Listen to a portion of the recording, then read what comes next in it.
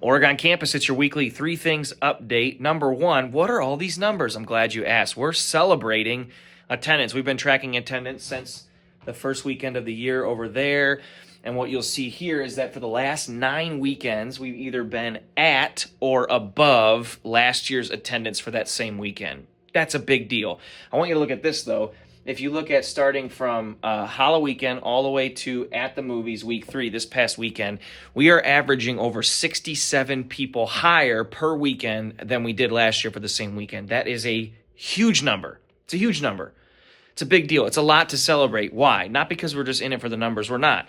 We're in it for the people. And every number represents a person, and every person matters to God. And we're seeing new families, people that haven't been here in a while, come back.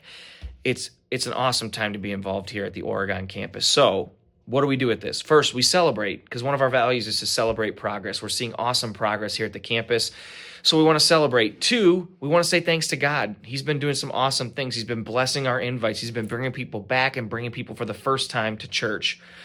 And then 3, we're going to keep inviting.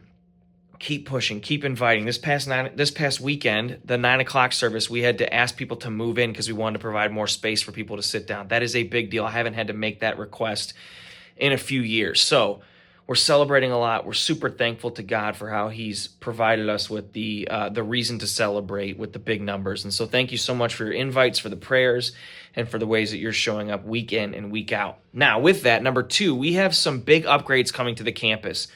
Some new carpeting, potentially new chairs. Obviously, you've probably seen the new HVAC coming through the building as well.